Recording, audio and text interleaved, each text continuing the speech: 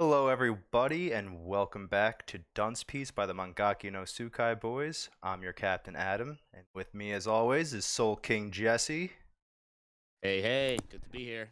and Cotton Candy Lover Evan. Hello, everybody. That boy loves his cotton candy.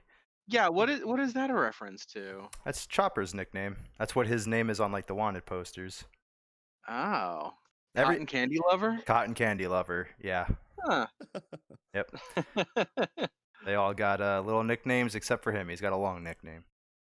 I don't even remember that. That's pretty wild. Yeah, I think his picture is even him like eating cotton candy. Yeah.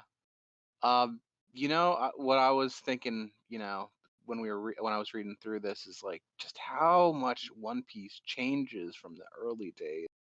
Yeah, for How sure. just ridiculous it gets. Pretty wild. It is pretty wild. I feel like that happens a lot though with these kind of animes. I mean, you can look at Dragon Ball where it started, right? And now we can look at Yeah. Super and see where it's at, right? Oh my God. Even Oh my even without goodness. Super, even just the Yeah. original manga itself. Right. Even if they didn't even go into Z, I mean, even where like they left off at the end of Dragon Ball is so drastically different than what we know, you know. Mm-hmm.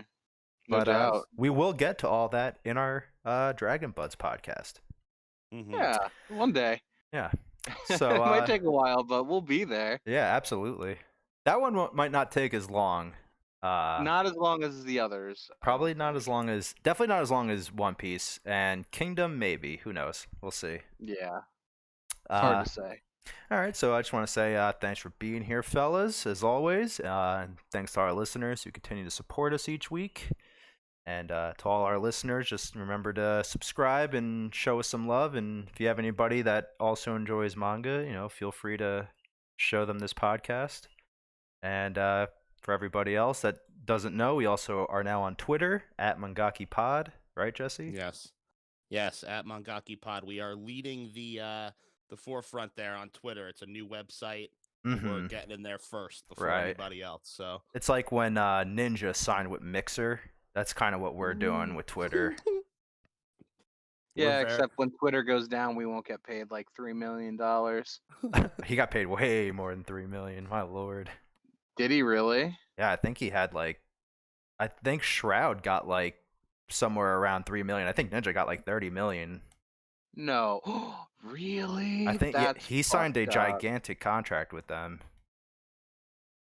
You gotta keep in mind, I mean, how much money he was making on Twitch, how much he was making for Twitch. I mean, yeah, just the amount of money to just get him over, get the idea over to Mixer, because he was making like fucking stupid money every month on Twitch for sure. Right, and he is also like the biggest streamer, so and he's a guy that touches a lot of different games. So you bring all those fan bases. I mean, not that it actually worked, because obviously we all know Mixer went under and had to pay it all out, right?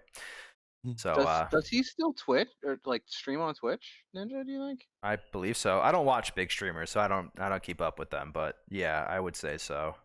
Probably. He definitely went back to Twitch at the very least. I think maybe he tried Facebook Gaming, because I think Facebook Gaming bought Mixer or something like that.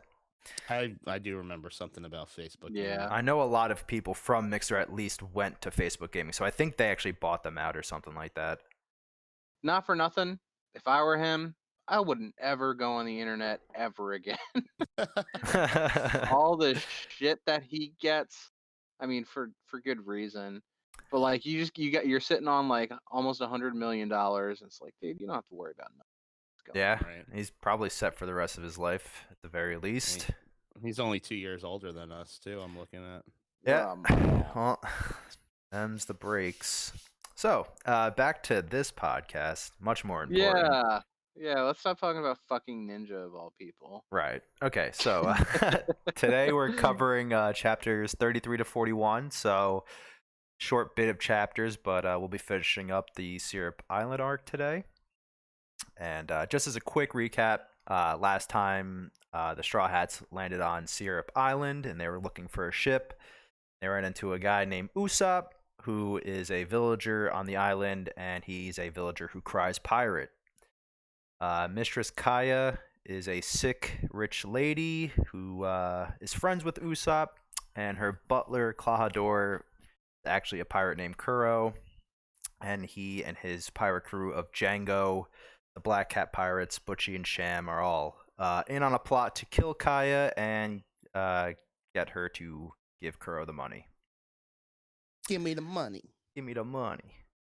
And before we start, because I was gonna ask this before, we got New Jersey Devils trivia, because I have a little calendar, and every so often we get trivia on the calendar, and we landed on a trivia, so we're gonna ask this question. So on March 2nd, 2001, what two players each had 2 goals and 2 assists in the Devils' 7-3 win over the Carolina Hurricanes? Wait, I'm sorry. Repeat the question again. Okay, on March 2nd, 2001. March 2nd, 2001. What 2 players? What 2 players? Click. each had 2 each had 2 goals and 2 assists in the Devils' 7-3 win over the Carolina Hurricanes. I will know if you're cheating if you get at least one of the, or at least if you get both of them, I'll know you're cheating. No, this must have been Thomas Kane and Mike Kane, our friend. Yes, he was the hockey stick. That's a good guess, but no. March 2nd, 2001. Carolina Thomas Kane Thomas Kane's a guy, right? Thomas Kane. Patrick Kane. Patrick Kane. Patrick Kane. All right, so I just tried Googling it, and it's not fucking showing up. I'm not going to be able to find it. So I'm going to just throw it out there. Zlatan Ibrahimovic and yeah. Fucking, I don't know, Kobe Bryant, let's say. Wow, you were really close. He wasn't dead at this point, though, Jesse. This was in 2001. Okay, yeah. No, it was Patrick Elias and Peter Sikora. I'm a little disappointed that you guys didn't get Patrick Elias. That's what I meant. I said Patrick Kane. Well, I said Thomas Kane, but I meant Patrick Elias. A little disappointed with you guys. Poor K. I mean, you know it. We're not. Poor K. Poor K. Don't speak Spanish at me. What? You better learn it already. He lives in Spanish. I can say some things in Spanish. I'm taking a Spanish class, so say a few things like knowing the difference between caro and carro. There's a difference. Carro. Yeah, because isn't the double R like its own letter? It's a roll. You roll it. Carro. Yeah, and caro are pronounced pretty much the same, but they mean different things. So anyway, not important. Okay, one means car, one means expensive, I believe. I could be wrong. Okay. I believe it's expensive, but I could be wrong. Okay, let's just get into this. So chapter 33. Chapter 33, we got cool little opening panel, and maybe one day I'll use one of these opening panels as a thumbnail. Maybe. You should. I really like Nami's Jolly Roger on the side of her wing there. Yeah. Winking and giving a I guess white power. The old white supremacy sign. You love to see it. Jesus, Nami, gotta get off those message boards. Oh, I actually found something out really cool too. On the where we use our manga from. I don't want to give away the site. We've probably said it. But I'm sure. Anyway, if you press G and H, it changes the way that things are viewed, and you can do double panels right next to each other. Whoa! Oh man, did you guys not know that? No, I didn't. Oh yeah. I found this out the other day. Yeah. I didn't know that, like, looking on my phone, but then once I looked at it on my computer, I was like, oh yeah, there's like these options on the side here. Yeah. So I messed around with that, and I was like, "Oh man, whenever we can have to show like a double panel, I could actually show the double panel now."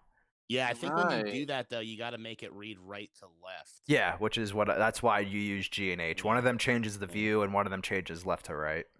Yeah. Oh, dude, fucking sick! Thank you for the heads up there. There you go.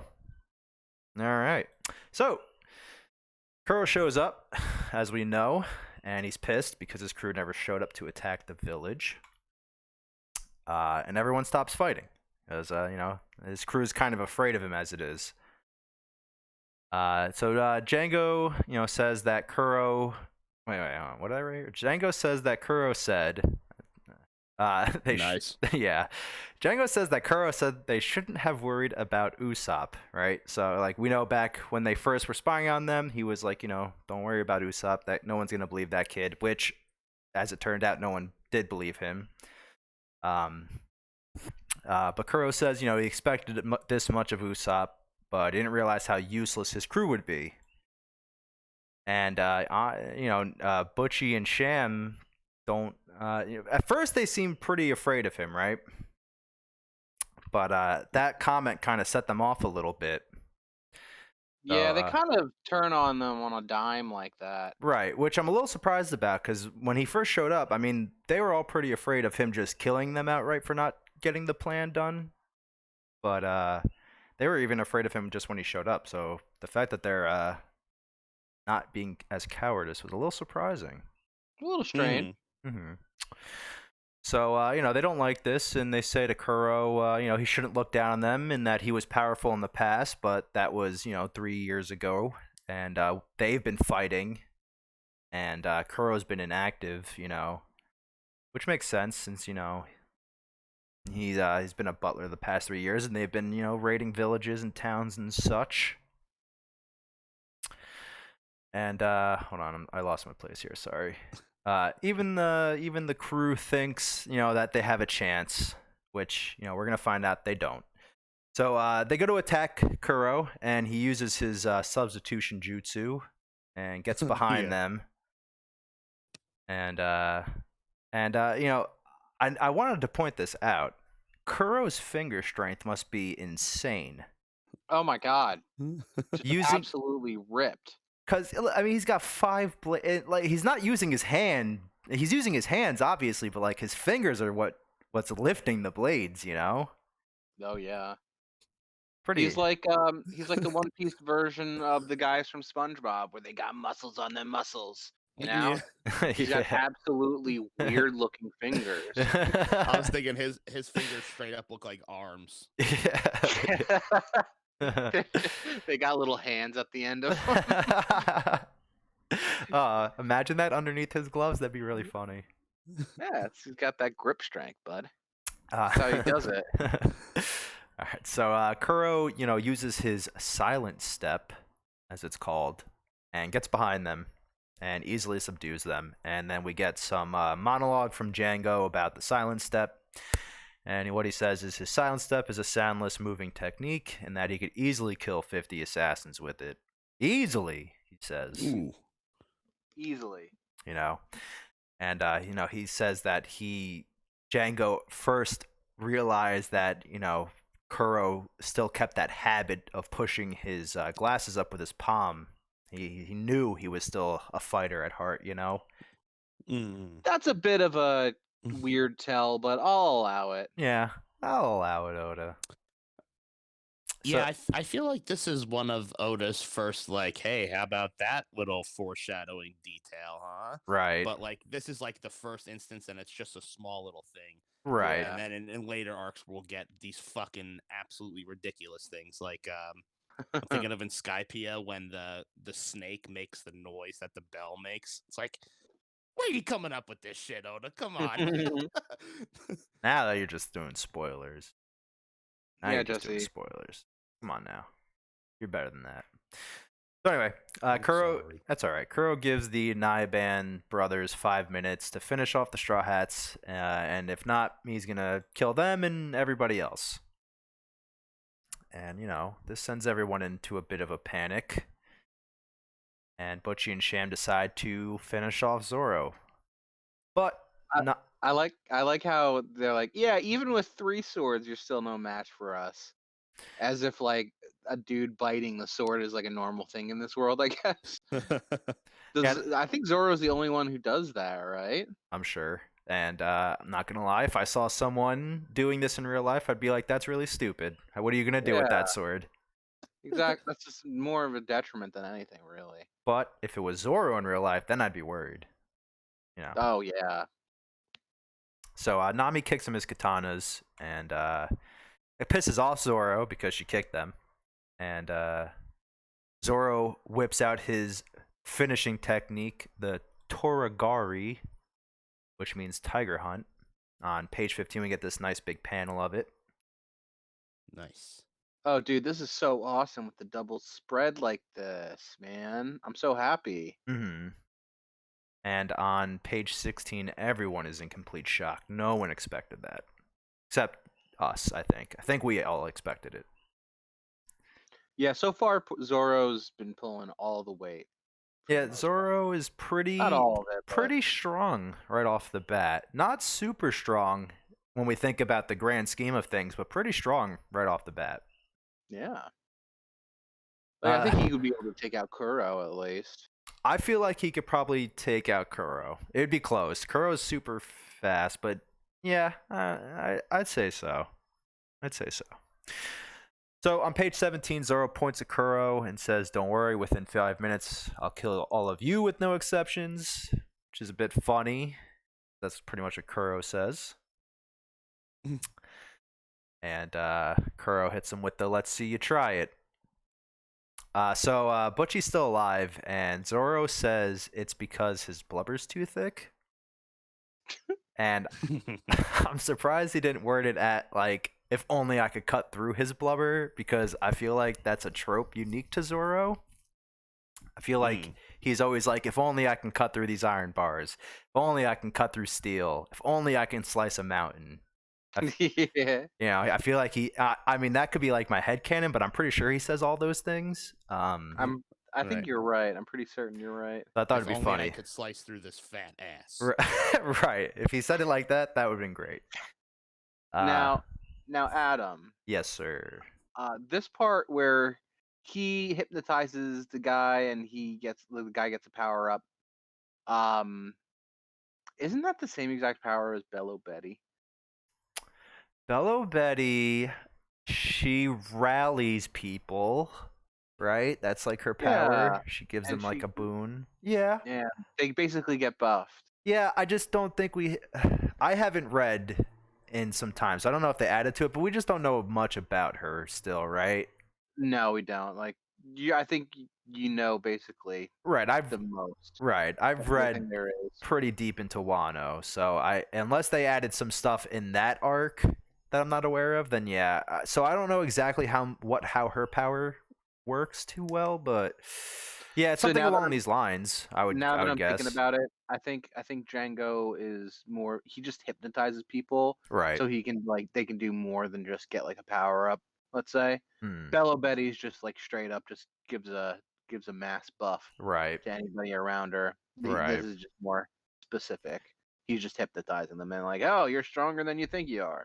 Which is pretty You know. weird. It's a weird power. I don't really like how it works because it's just hypnotism. They're not actually Yeah. like gaining He doesn't anything even from have it. He doesn't even have a devil fruit. Right. So it's a bit weird that he does this, and this character Django, God bless him, makes a return later. So Mm-hmm. Now you guys are just getting spoilers. yeah, I know. Now we're really riffing on the spoilers. But anyway, so as we just said, Django hypnotizes Butchie and he goes berserk, just like the other pirates from before. And I love on the last page, Nami trying to wake up Luffy by stepping on him with her heel. I love the close up we get of it in the next Oh, chapter. it's so good. I Yeah. really wanted to use it for the fucking the thumbnail. I just couldn't figure. I was like, maybe if I put a dunce cap on the foot, that'll work. Yeah. Right. But Which one did you end up using? the first one I showed you guys. The first one? Okay, Yeah. cool. And right before we go to the next chapter, you could see that Django whips a ring, one of his little discs, at Nami. So chapter 34. I love this cover page a lot. I love when I know he incorporates animals a lot, but I really like when he like has them doing things with the Straw Hats. Yeah. You know?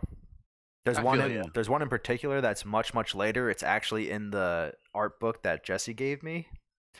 There's like 7 sea monsters and they're the different color rainbows and they're coming out of the ocean and the Straw Hats are like all playing instruments on like a floating raft.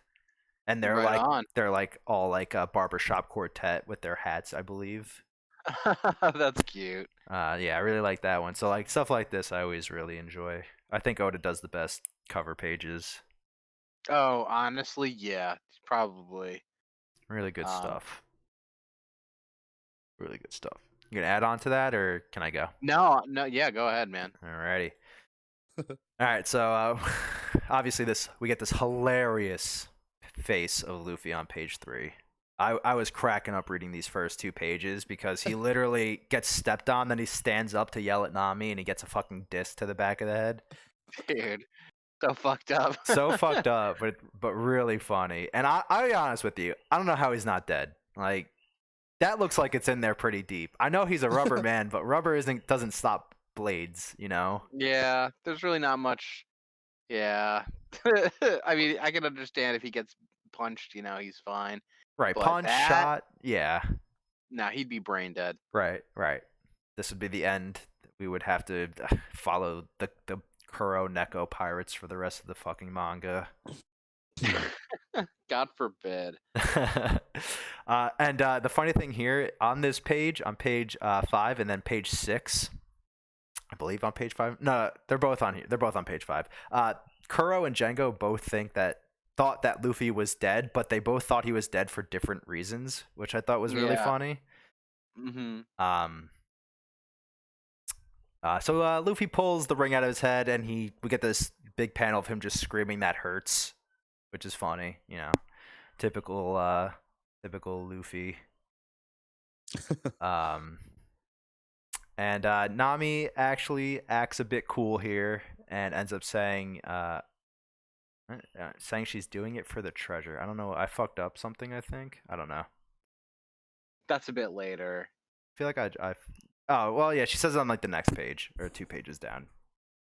Because Usopp says something. I'm done. I don't fucking know. I don't know why I wrote that like that. No, well, she says, we can't lose this battle. Right, and then she says, I need this treasure. Right. Luffy's like, treasure shouldn't matter. That's just your character. You're being stereotypical, Right, there you go. Man, I gotta say, I miss Nami's short hair. I like it a lot. I miss old school Nami before she was bimbofied. Yeah, bimbofied is a good way to put it. I was gonna say boobified, but bimbofied works. Literally, all the other characters get something for the most part, except like Sanji and Luffy get the least. But like Robin and Nami just get like bigger boobs and longer hair. Yep, for the most part. Like and they only wear like bikinis in after post time skip. But hey, it's a little bit weird. But hey, who's judging, right? Who's judging? I mean, I certainly am. All right, Evan's judging. Evan is I love certainly Nami judging. though. She's one of my faves. Nami is great. She's a good character. Especially when we get a little bit more of that character development. Yes, sir. Yes, sir. So Kuro reminds them that they got 3 minutes left, and Django says, he's gonna fight Luffy, and Butchie should finish off Zoro. And right after that, Kaya shows up and yells, "Klahadore, stop it!" which means nothing to anybody because nobody here is named Klahadore. And Kaya says that Mary told her everything, and Kuro seems a bit surprised. He's like he's like throughout the early stuff here, he's a bit weird. I feel like he's a bit lethargic until he starts fighting, because like he doesn't really respond to anything. He's just like, "Yep, oh, you surprised me. Oh, you guys got 3 minutes," and something else later happens, and should I don't know, phase him, and he just like gets up and brushes out. We'll get to it. But he's a cool cat, man. I guess is that what's happening? Nah, I don't think so. Yeah. How about when he looks at her, he says, "I'm not Klahadore, I'm Clawhadore." He does say that. Really fucking weird. I think you could just chalk it up to him being a fucking sociopath. Yeah, TBA. I mean, he is a sociopath, that's for sure. So Kaya offers to give Kuro the money if he leaves, but Kuro says it's not just the money. He's also in it for the peace of mind. And he explains that having the pirates attack the village and having her die and leaving, everything to him in the will is essential to his plans because of the peace and the money, As we discussed last time, he's doing it so that he can live. Like, if he wanted to just kill her, then he would have just done that. But he wants, wants Kuro to be dead. He wants to live a peaceful life. Right. He gained the whole town's trust. Right. So Kaya whips out her gat, tells Kuro to fuck off, which is a really weird translation, but it does say it right there. They even say gat. Yeah, they even say gat. Really weird, but hey, you do you, translation team. So Kuro starts, which I thought was a little weird at first, but Kuro starts reminiscing about the time, how much time they've spent together and the things they did, and then he says at the end, I've suffered through it all. And on page 18, Kuro says, all this is so that I can kill you today, which pisses off Usopp, and he tries to punch him just like we saw earlier, kind of like the last time, right? But he misses. But on page 20, we see an outstretched arm clocking him. And Luffy says, he's going to hit him 100 more times, if you really hate being hit. Luffy looks jacked as fuck. Yeah, they did a good job with them varicose veins. All right, so chapter 35, we actually get our first cover page story. Yeah, I was surprised to see it so quickly. Right, me too. We get the adventures of Buggy's pirate fleet. So as we all know, Oda likes to do cover pages, and he likes to use them to tell mini stories about characters that either we haven't talked about in a while, or like almost like we see here directly after the arc of what they do while the main story characters are doing whatever we're currently reading. So there's some really cool ones. A lot of the times they don't really affect the story too much, but sometimes they do, and sometimes it will show back up in the actual story. So it's always nice to see them. And he does them over a span. So sometimes it's one shot, and sometimes it spans over, could span over 10 plus chapters, like with the Enel one. That one goes for a bit, actually. All right, so page 3, everyone is a bit shocked that Luffy knocked Kuro down so easily. And on page 4, the Veggie crew, page 5, the Veggie crew appears out of nowhere and begins to pummel Kuro with a frying pan, a bat, and a shovel. I don't remember this episode of Veggie Tales. Me neither.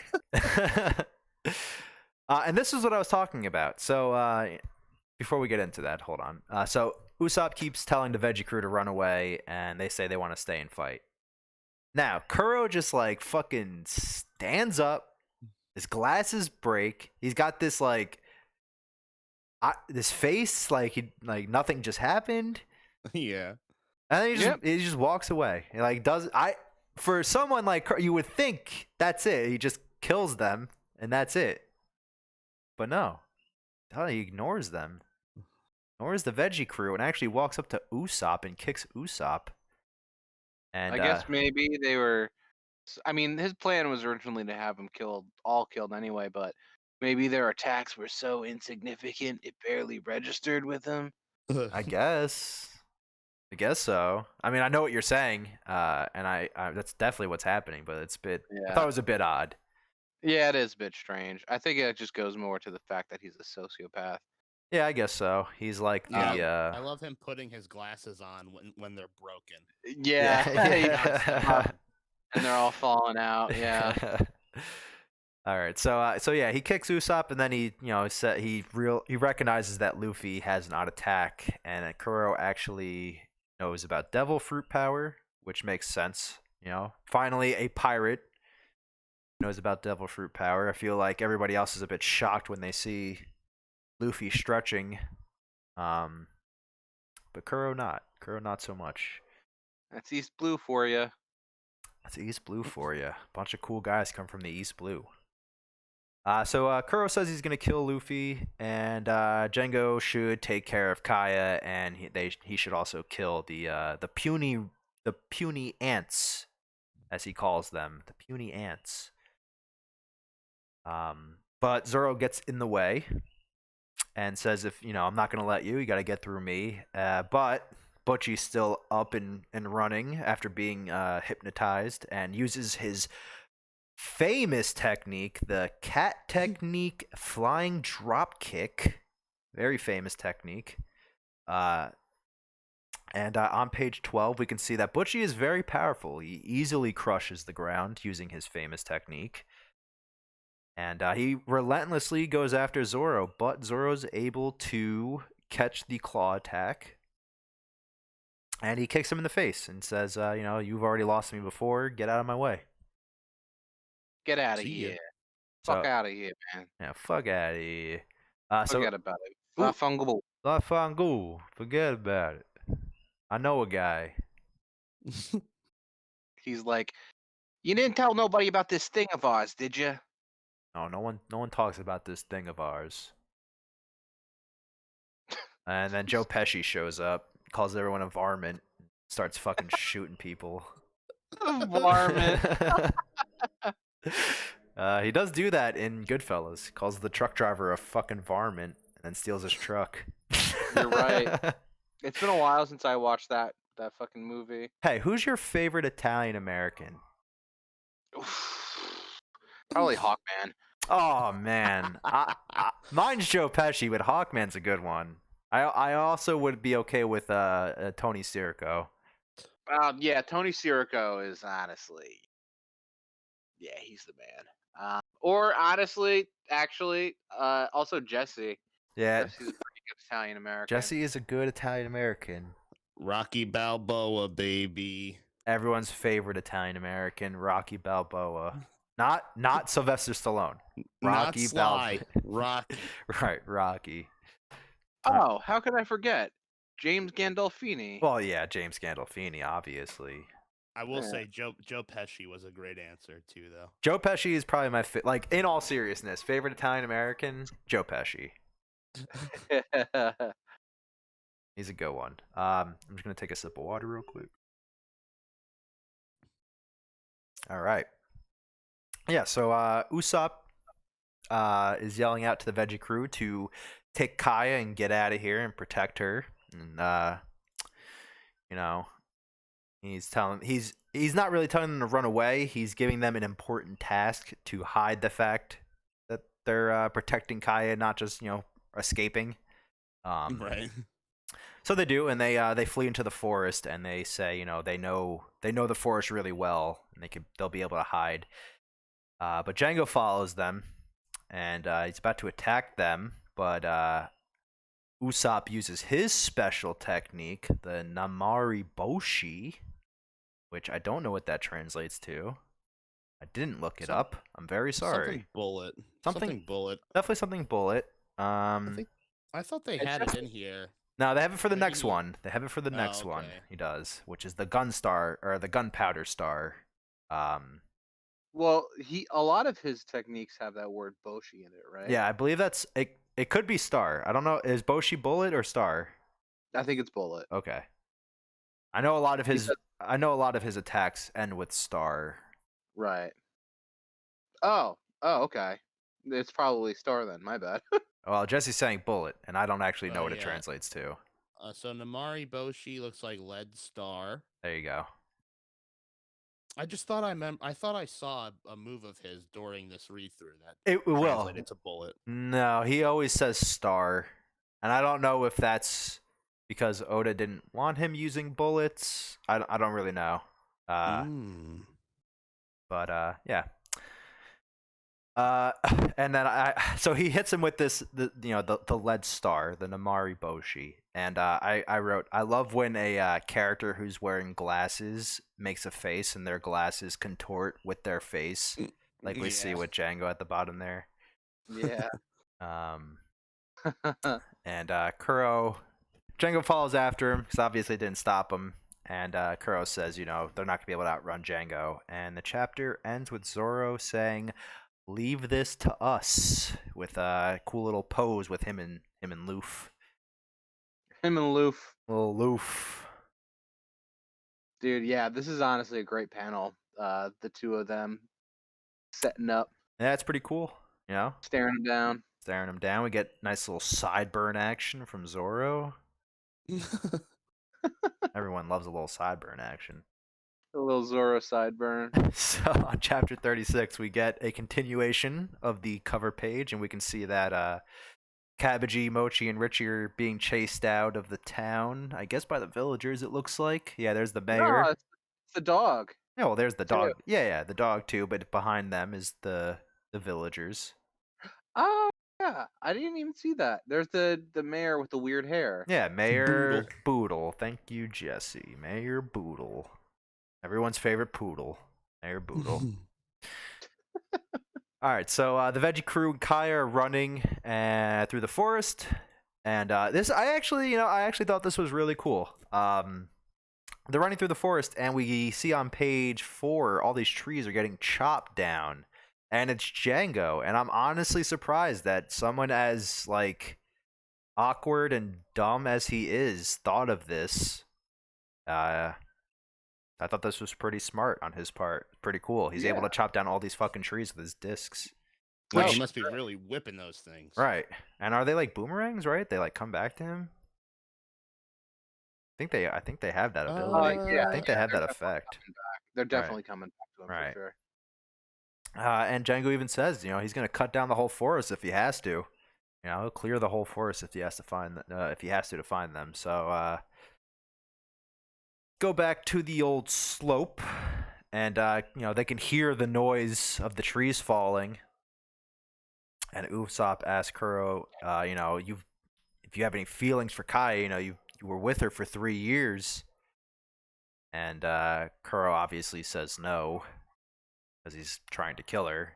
But he's like, have you guys never heard of the long con before?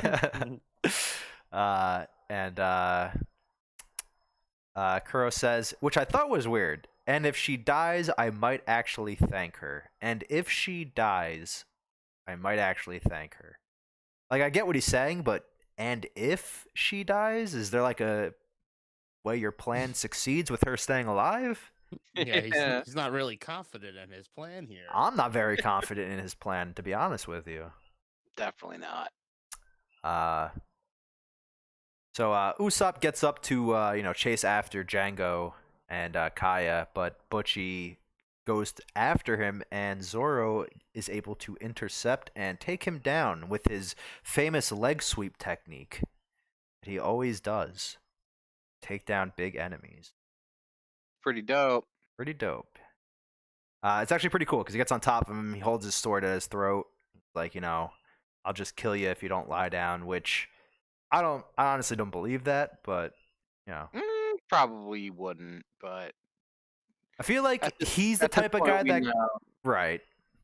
At this point we don't know that Zoro is just a big fucking, I don't know. He's not out to murder people. Right. Absolutely. He used to be pirate hunter, so Usopp, falls over because he's in pain, I guess, getting beat up and kicked around. And Kuro calls him a joke, but Usopp shows his resolve and says even if he's no match, he's going to protect Kaya, which ticks off Kuro, shocks Zoro, and I don't know how to describe Luffy's face. I couldn't think of a way to describe it. I have ticks off Kuro, shocks Luffy, and shocks Zoro, and makes Luffy emotional. I don't really know what he's trying to do here. He looks like he's on the verge of tears there. Right? He looks a little emotional, right? He looks how I looked when I heard that James Gandolfini had a heart attack. Oh my god. Oh, Maron. That's the face I made. Pray to the sweet Mary. So Butchie gets up and launches Zoro into the cliff wall, which obviously prompts Usopp to go on a tangent and say he's a brave warrior, because because that's what I would do watching my friend get beat up. But all the so Usopp says he's a brave warrior, and all the Black Cat pirates start laughing at him, and all of a sudden this I assumed at first this was because Butchie threw Zoro into the cliff, but this giant rock falls on all the Black Cat pirates, and Luffy says, if you laugh at him again, I'm gonna kill you all. Thought it was pretty. I love the reaction shot of the guys trying to hold their Yeah. laughs in. So good. Yeah, it's really funny. And Butchie and and Zoro go back at it. And I lost my place here. Sorry. So Zoro calls Butchie a moron right before he cuts him. On page 13, we get this nice full panel of him slicing him again. Hopefully he was able to get through that blubber. Oh, yeah. Looks like he was. Looks like he was, right? Sorry, I am like all over the place on my notes right now. You're good, buddy. Zoro calls Butchie a moron right before he cuts him, and Zoro says he's gonna take Usopp. Right, he picks up Usopp, says he's gonna take Usopp with him, and they're gonna go after Django and Kaya. But Kuro's obviously not just gonna let him walk right past him.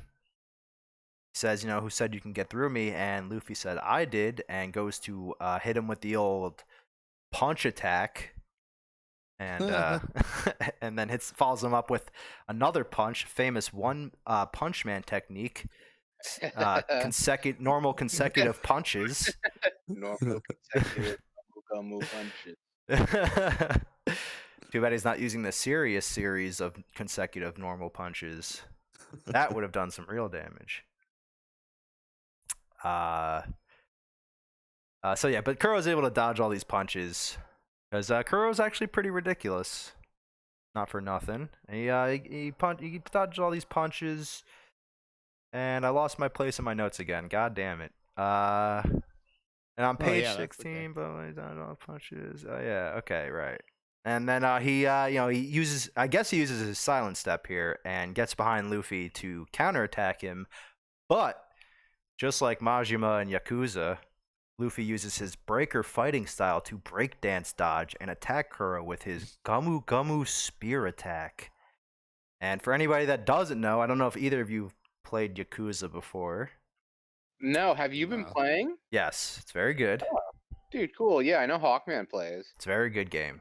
Yakuza 0. The reason I'm playing Yakuza 0 is because they released the other ones as well onto Steam as remasters. I'd like to play through those as well and then play the newest one. But Majima is a character, and each character in Yakuza has a fighting stance, and they have multiple fighting stances, and each stance makes them fight in a different way. And he has a breakdancing fighting stance called Breaker. And it's pretty much this. He does this. He does the spinning top kick thing, which that's pretty cool. Yeah, it's pretty cool. Majima's a good character, just like Luffy. But yeah, we get to see Luffy's Gumu Gumu spear for the first time. This is the first time, right? Yep, for the first time. So that's pretty cool. But Kuro's able to dodge the spear attack. And Kuro asks Luffy, why is he even getting involved since he's a stranger on this island? What does it matter to him what's happening here? And Luffy... Hey, real quick, before we get too much further away. Sure. Just looked up Majima. Yeah. Voiced by Mark Hamill. Oh my word. I actually didn't know that. Really? I actually had no idea about that. Mark Hamill does a lot of voice acting, doesn't he? Oh, yeah. Oh, dude, yeah, he did. He was the voice of the Joker. I think he still is. Yeah, no, he does quite a bit of stuff. Yeah, I knew he did. That's pretty cool. I did not know that. However, Jesse... Yeah, back to One Piece, fine. No, I play the game in Japanese. Oh, gotcha. And I just read the subtitles. Gotcha. So makes sense. I feel you on that one. If the game is meant to be played in Japanese, or whatever is meant to be watched in Japanese, I will do so in Japanese. I do the Yeah, same I hear thing. that.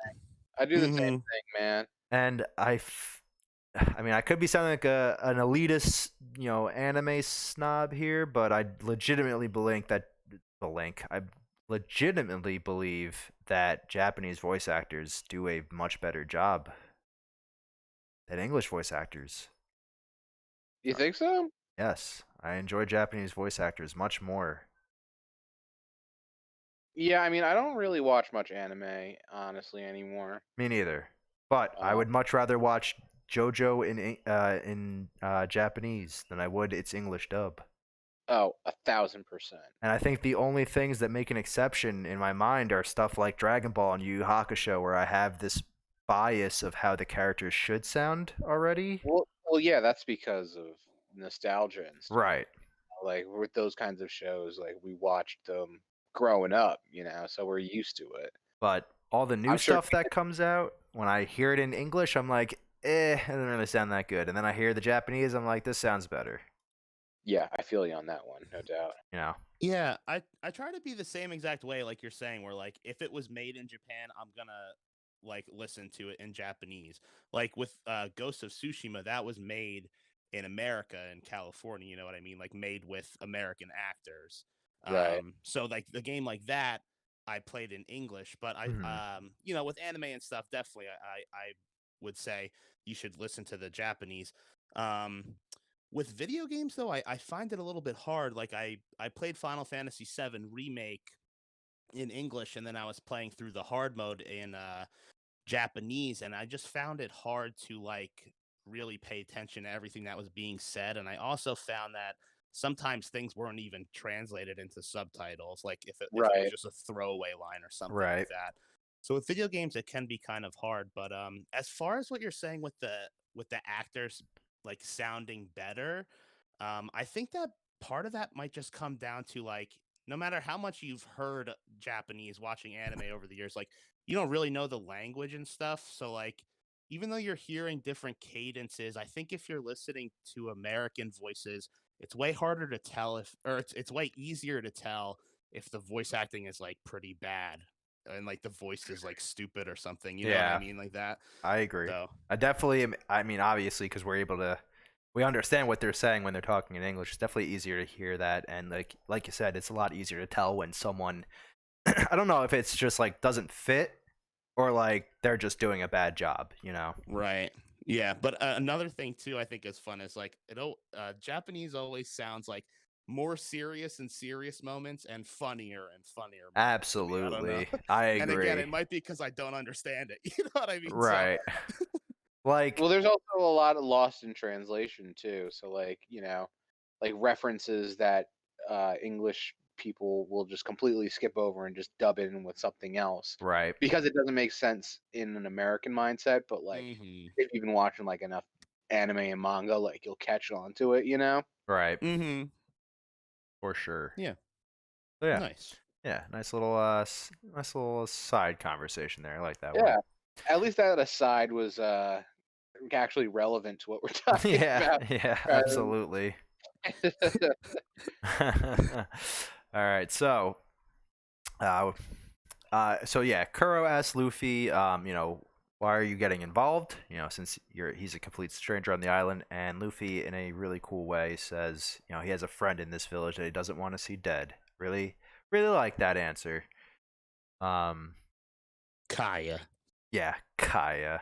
And Django's still, chopping down trees, trying to listen to find where Kaya and the Veggie Tales crew went to. Uh, and their fucking faces when they get caught is so funny. I know, it's great. Um, I skip something? I don't think so. Oh, I think that was the end of the chapter. that was the end of the Yeah. chapter. But I did write something for this little panel on page 20. Usopp and Zoro are getting lost in the woods because Zoro can't follow fucking directions. Oh. Oh wow. Yeah, now he is. He wasn't before. He's the one that led Luffy. He's the one that brought the horse to water. Just saying.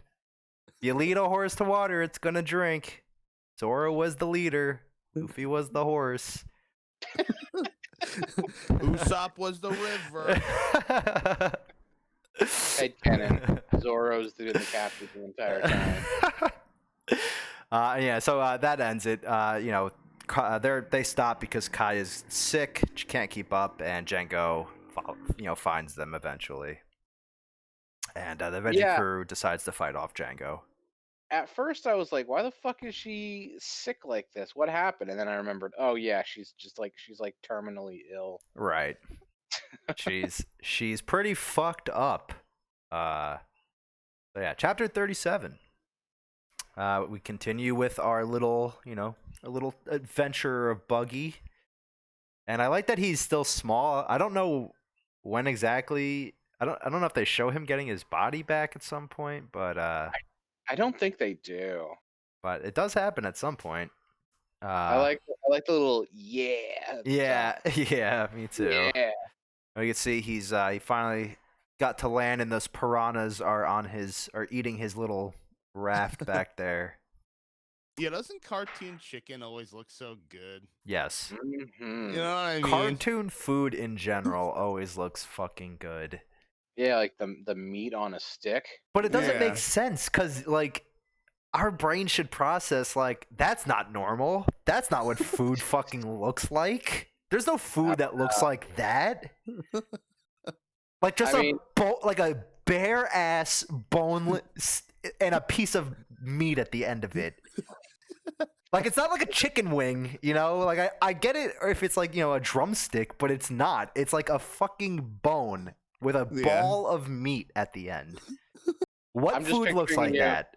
I'm just picturing you getting your hands on a real life version of that and taking a bite and being like, needs more salt or some shit. The seasoning isn't too good. It's just literally ripped right off of the cow. Also, if I ever bit into meat and it fucking stretched like that, I would be so concerned about what I was actually eating.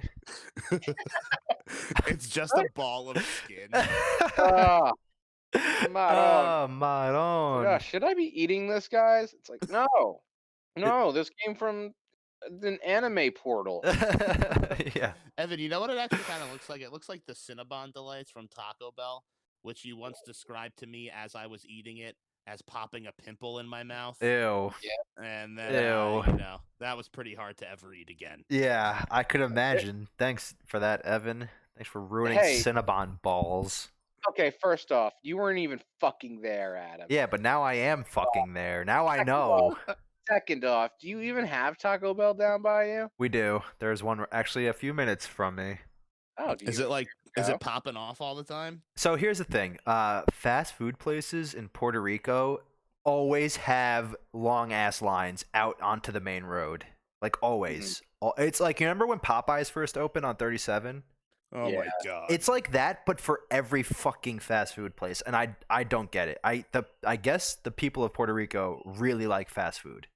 Honestly, man, I think it's been like that around here ever since COVID too. Yeah, I guess so. I don't know if more of a COVID thing. Yeah, some places are closed indoor, but some places are open indoor. So I don't really know. There's 3 fast food places directly across from our apartment complex. There's a Burger King, a Church's Chicken, and a Firehouse Subs. And I believe 2 of them, the Burger King and the Firehouse Subs are open indoors, but the Church's Chicken is not. Yeah. Huh. Yeah, that's weird. I also have all 3 of those things right around the corner from me too. I didn't even know Firehouse Subs existed until I moved here. Yeah. Made by firemen, out of firemen. Yep. Made from firemen, by firemen. Yeah, you ever go in the back of a Firehouse Subs? It's pretty fucking morbid. Yeah, it's They got the deli slicers and they're making deli meat out of firemen. Out of firemen. Balls of meat on the end of bones. Yeah, also before we get back, anytime there's a Burger King or a Church's Chicken in a lot in an area, doesn't matter if it's in a parking lot of a strip mall or just its own thing, there's always the other one with it. Burger King and Church's Chicken are always in the same lot together, always, no matter where you go in Puerto Rico. Oh, okay. So it's like Pizza Hut, Taco Bell's, like Baskin Robbins, and like what is that, Dunkin' Yeah, Donuts or I know something what there? you're saying. I know what you're saying, but usually, okay, yeah, I guess sometimes they're separate buildings. I was gonna say sometimes those buildings are like those two places are the same thing, and they have their own separate drive-throughs in the same building. You know what I'm talking about? Right. Uh-huh. But no, these are just separate. These are always, yeah, I guess it's something like that. I don't know if they're owned by the same people or whatever, but they're Well, that's always fucking together. great way. And I still have not had Church's Chicken. I picked up from there once for when I was doing DoorDash, and it looked like pretty good for the price. Yeah, it looked pretty decent for the price, but who knows? I don't know. I'm trying to eat better. So, Let's go. Better eating, gang. yeah. All right, I back. actually want to talk to you a little bit about that. Get some tips and tricks from you, but we could do that later. Yeah, I'll give you some tricks of the trade, as we in the weight loss industry like I to would call it. appreciate that. I would Yeah. definitely appreciate that. You got it, kiddo. All right, so chapter 37. Kuro holds his arms out for some reason. Don't know. Yeah, this opening panel's out of Kingdom right here. We've got the O's going across. So yeah, the first couple of pages we get this cool little fight scene, but I really don't understand this tactic by Kuro because he puts his arms out and Luffy immediately grabs his arms and but he goes to hit him with the I think this move is called Stamp. I don't think it has a name yet, but I believe this is called Stamp. But Kuro, using his crazy arm and finger strength, easily flips Luffy over him. Yeah, Easily. I think he spread his arms out like that to bait him, maybe. Possible. It's definitely possible. Anime characters do weird things in fights. Who knows? Yeah, so he flips him over, and Luffy counters with his iconic Gumu Gumu leg sweeper. Everyone knows about the Gumu Gumu leg sweeper. And then he uses his less iconic, Gumu Gumu pistol. Don't worry about that one. That's never going to come back, right? Wow. Never going to come back. I like how it shows his fist going like supersonic on the bottom right. Yeah. Yeah, this is a nice little page here. Gets real close to hitting him, but he misses because Kuro's got that speed, that silent step. And I got to admit, Kuro, I feel like Kuro was wasted in the early chapters. I feel like he could have been a really cool villain Agreed. later down the line because he's already really cool. And imagine he was a cool villain down the line who didn't have a devil fruit power, because it's really hard to find those later on, right? Like everyone has devil fruit powers later on. Everyone. Devil fruits. Everybody's got hockey. Right, everyone and their crew has devil fruit. I mean, really, the Straw Hats. I mean, I know there's definitely devil fruit users on their crew, but they're like one of the few crews that has. They're a small crew. I don't know. Some of them don't have it, and they're still pretty badass. But like the main point was, Kuro would have been really cool as a villain later down the line because he doesn't have a devil fruit. If he just like learned hockey and got faster, and he would have been cool. Agreed. But that didn't happen, so we have to dumpster him in the early chapters. So Luffy, hits him with misses with the pistol, and Kuro jumps on him, says he's beginning to feel sleepy. Pretty rude. I wrote in my notes here, Kuro stands on Nappa's head.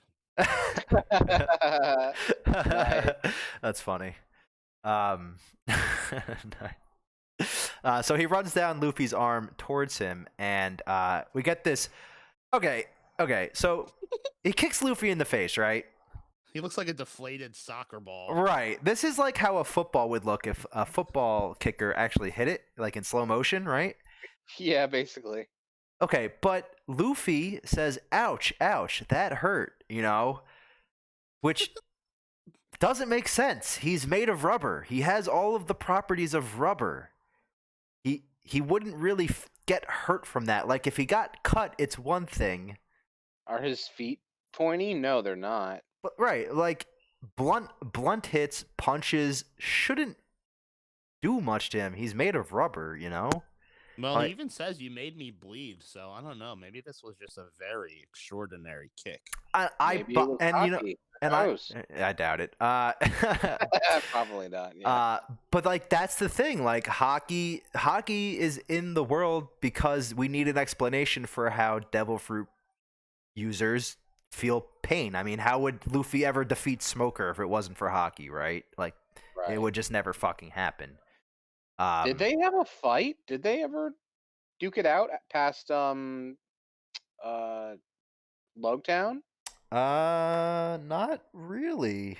I don't think. I mean, they may have had like a run-in or two or a scuffle, but nothing crazy. Nothing like Logtown or Or Marineford? right. Nothing like that. But yeah, Jesse, I hear what you're saying with the maybe it was a really hard kick, but Luffy gets shot with bullets and it doesn't hurt him. Like, okay, if you want to argue, it won't hurt him as much because he's made of rubber, but maybe he still feels the pain because he still has nerves and stuff. Okay, but he's literally shot by bullets and like. Usually it's just like a and like he fucking launches the bullets back at them, you know? Yeah. I mean, he got fucking a Django disc to the back of the skull before. Right. I don't even know if he said ouch to that. He did say that hurts. He screamed. Oh, that's true. That hurts. Which I find. I get that. That's a blade. That's like again. I thought he should have been dead halfway through the skull. Right. I get that. That makes sense. Okay. But again, I feel like the whole point of Luffy was the fact that he's made of rubber and like blunt hits shouldn't really do too much. Blunt hits don't do much to me anymore either. You know what I mean? I know what you mean, dog. Thought that was your cat, Evan. Drawn. Haven't heard your cat on this podcast in a while. That's true. Yeah. Used to be every fucking time. Yeah, I know. She's not in the room. I kicked her out earlier, so no worries. Poor Boo. Poor Boo. All right, so Kuro's crew starts cheering for him, telling him to kill him, and they're calling him Captain Kuro a lot, which he doesn't like. He gets very mad at them. Kuro, I feel like I wrote this wrong. Kuro's crew starts cheering for him, but he gets pissed because they are killing Captain Kuro. Right, okay. Because Captain Kuro is not supposed to be alive, so that he doesn't like that, right? Mm-hmm. Right. And Kuro again explains that the reason for this plan is to erase the name Kuro, so stop calling me Kuro. And then we get some backstory. You guys ready for some backstory? I'm ready for some backstory.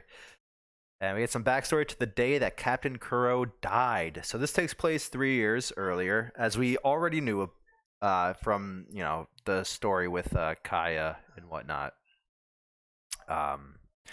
So get this flashback. Kuro calls Django into his room. And well, we also get his nickname, right? 100 Plans Kuro. I don't really know why he's called that. I guess he just had a lot of plans. Yeah, they don't really explain it, I don't think. Yeah, I went on his Wikipedia and I didn't see much about it, but again, I would just assume 100 Plans Kuro probably just means that, when the Marines were chasing this guy, he always had different plans and different tactics and so and so.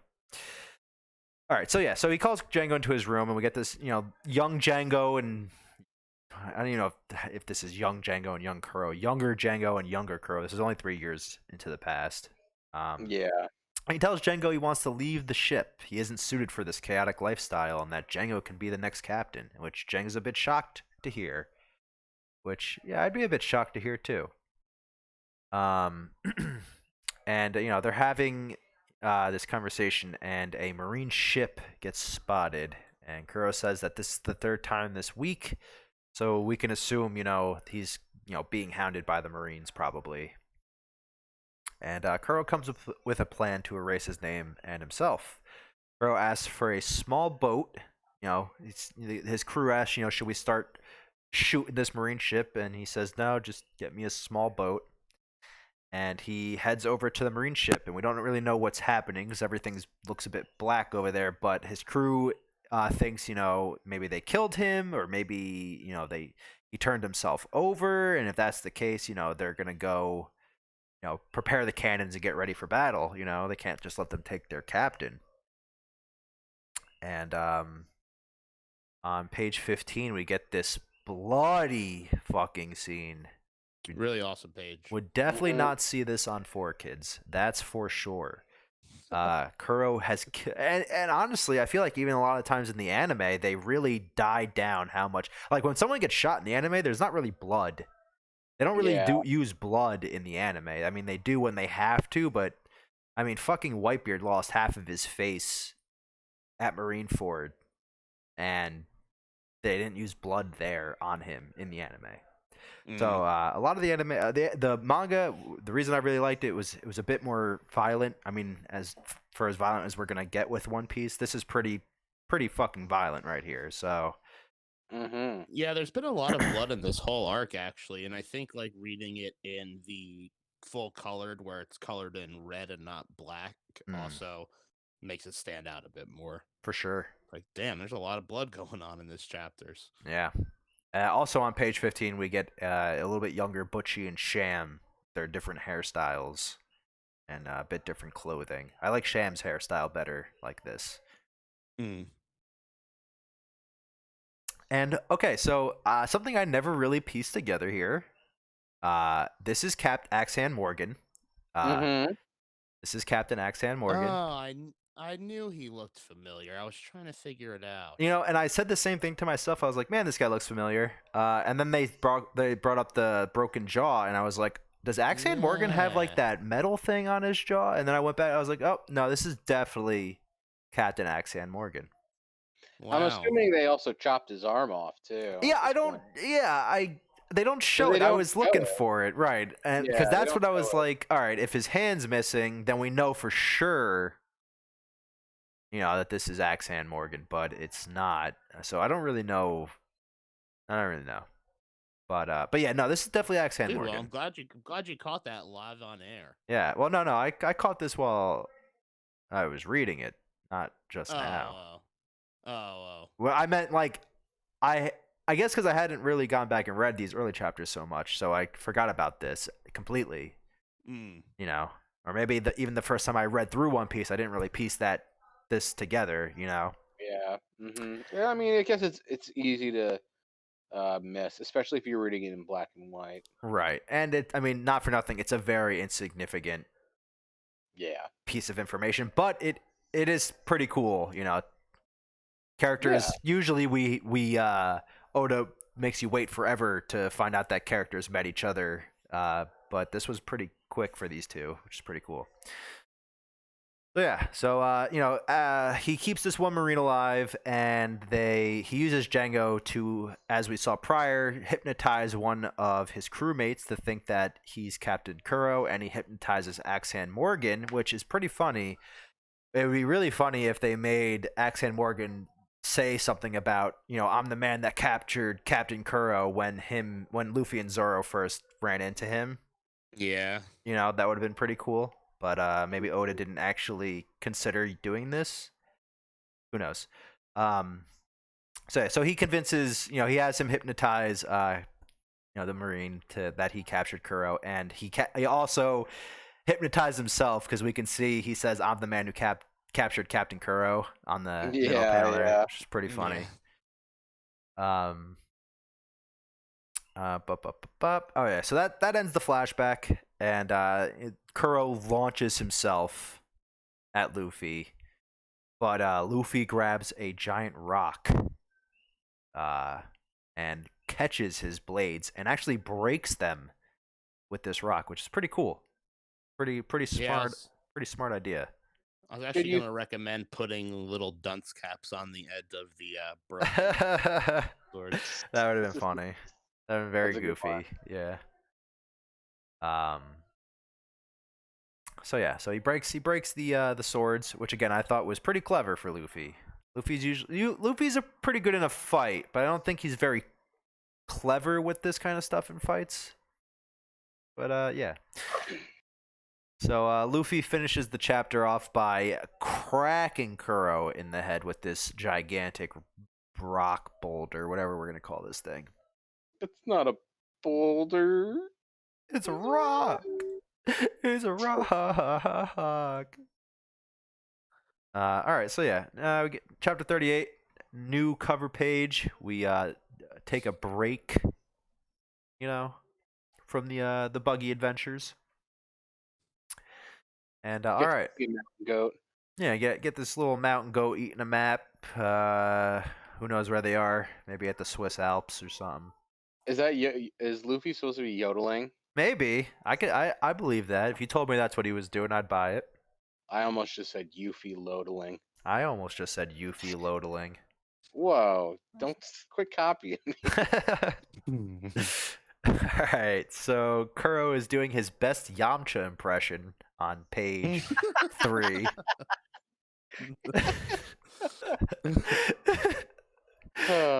Yeah, as soon as I saw that, I was pissing myself.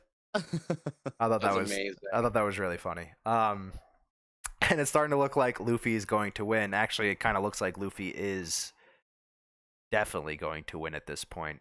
Even so much so that oh no, his crew's like wait. What the fuck's going on right now? What the fuck is going on? All right. Let me get back to what I actually read. The Black Cat Pirates are still cheering for him, but they're butchering his name by saying Klaha Doo. His name right, because they're trying to call him Klahador. Right. Okay. I read my notes and I was like, I don't understand what the fuck I just wrote here.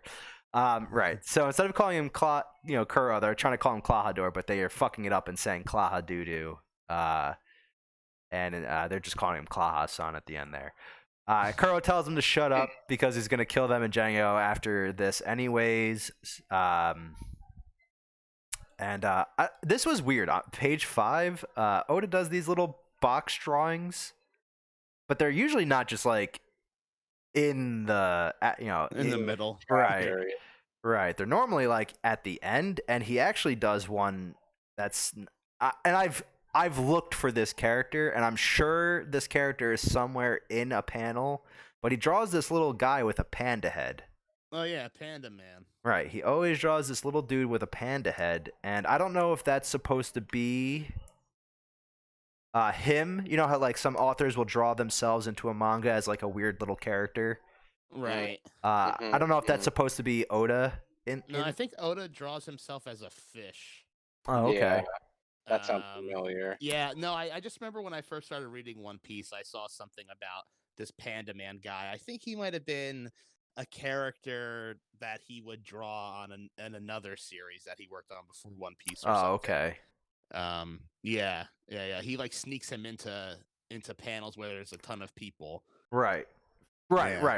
So, I always keep my eye out looking for it. Anyway. So Django has knocked out the Veggie crew. So sad. And he's trying to hypnotize Kaya, who will not open her eyes and watch his hypnotism. Pretty effective technique there. Definitely, for sure. So Django goes to open Kaya's eyes, and the Veggie crew attacks him from behind. And they use pepper. They use blind pepper, which is literally just pepper that they're shaking out of a shaker into his face, which is pretty funny. Django, blah blah blah. Oh, right. So he's blind, and then they pepper after using blind pepper hits him in the crotch with a bat. The Veggie crew was just pretending to be hypnotized, which I don't really get because I guess maybe they didn't watch the thing like Kaya did, but like Django seems like the only thing he's competent at is being a hypnotist. I don't really know how he fucked that one up. Yeah. Do you think like this is the first person that fucking came up with that shit? You would think. Who knows, Evan? Who knows? I guess. So they escape, and Django sets off to find them. But it was just a trap. An onion drops from a gigantic fucking tree. I don't even know how he got up there. Gigantic fucking tree. He drops down to hit him with a shovel, but Django actually catches him midair. Which again, it's kind of his fault for screaming on the way down. Yeah, probably shouldn't have made. You would think people when they go to surprise attack someone like this would not make a noise. But then you got to think maybe making the noise also could disorient the person, because like what the fuck's going on, But that's like grasping at straws, I think. Yeah, but it's also like it's fucking anime. Right. Everybody's all the time. Right.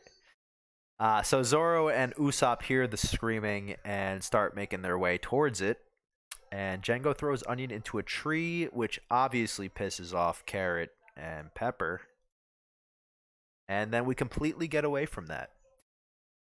Kuro's pirates try to convince Kuro not to kill them, but he says he was always planning to kill them. He says it was a part of his plan even 3 years ago. And Luffy calls them dumb losers. So, and then Kuro monologues that a pirate crew is just pawns for the captain to use, and says that that's the way of a pirate. A wandering brat like Luffy would never understand that. And Luffy tells him, though he's the captain. Man, I gotta like proofread this thing. That doesn't make any sense. No, yeah, he says even though that. Yeah, I didn't Kuro's write the that captain. though. I didn't write that in my Yeah. notes. I wrote a sentence that doesn't make sense. Yeah. So Luffy tells him even though he's the captain of a big pirate fleet, he still can't defeat Usopp. And Kuro laughs and says, in what ways is he inferior to Usopp? And Luffy responds, with the way you think. On page 15. Dabs on him with the way you think, and then hits him with the the spinning. No, that's right. That is right. The spinning back fist, not the spinning or whatever the fuck. hatch slinging, the smash slinging. Yeah, so he hits him with a spinning back fist, which pretty cool. And Nice. Kuro says to Luffy he's gonna show Luffy true terror, and plans to use his secret technique, Shakushi, I think is how that's pronounced, which translates to bamboo ladle or death bamboo ladle.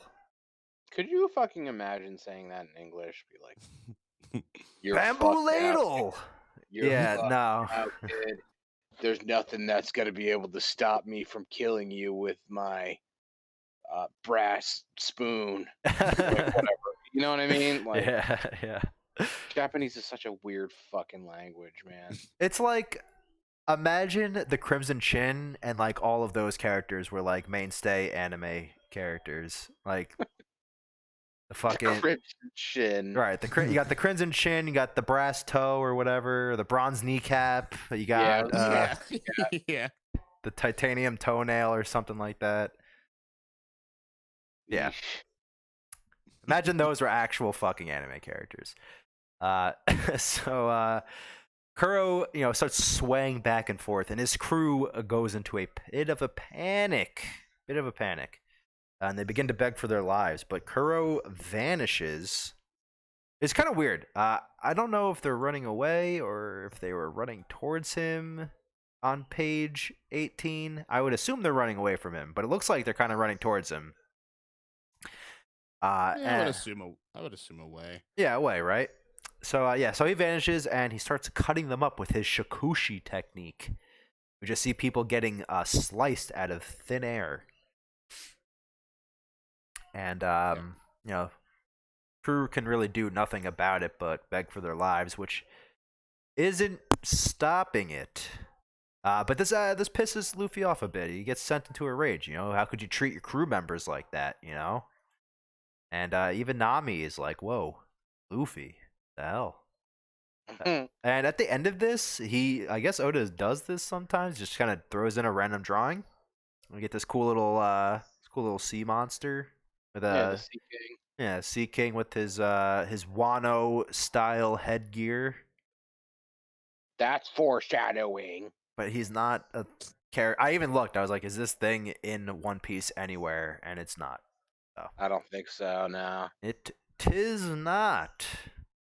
And okay, so chapter 39, we're back to our cover story, and we can see that Buggy, who was trying to eat these little chickies, is now being chased by a giant Samurai Rooster. Is this Uh, Tsukai? Yeah, this is Tsukai. This is, Yeah. but this is Tsuka's like dad or something.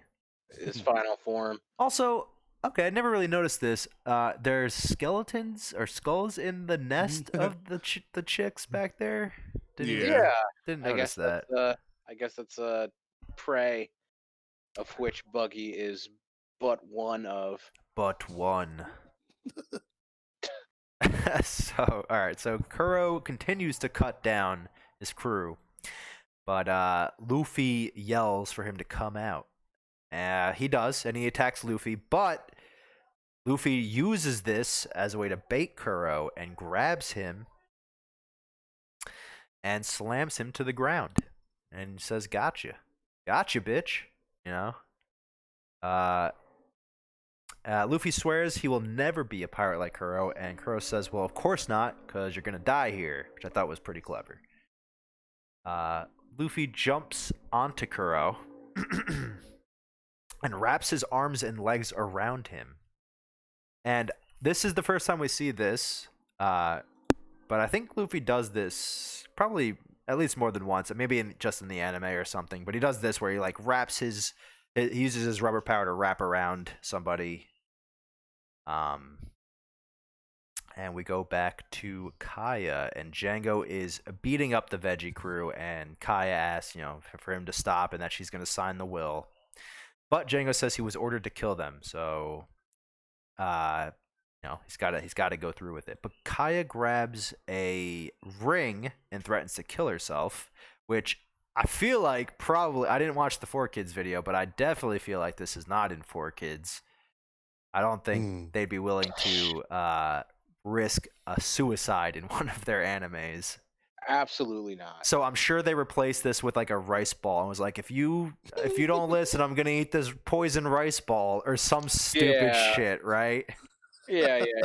I want to look that up now. I'm sure it's something like that. 4Kids loves doing shit like that.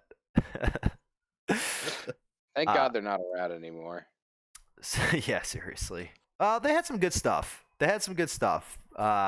Like at least the shows they showed were good, like Jackie Chan Adventures and like Digimon and stuff like that. But yeah, they were the censoring was pretty bad. Was that 4Kids or was that Foxbox?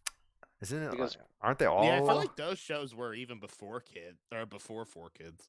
Yeah, I'm pretty sure. Yeah, 4Kids didn't have like Jackie Chan Adventures and shit like that. Didn't WB Kids turn? Yeah, I was gonna say WB Kids was Jackie Chan, and that I think was channel 11 or something. Yeah. Oh my God. And then Digimon was channel 5, and that was Foxbox. Right. Yeah, you're right. You're right. It makes sense. Oh, yeah. It's making sense. So yeah. So Kai is right in the will, right? And she finishes, and Django goes to kill her. But Usopp and Zoro show up. But they're pretty far away. And who knows if they're going to get there in time. But, and I mean the veggie crew attacks Django by shoving a shovel in between his cheeks.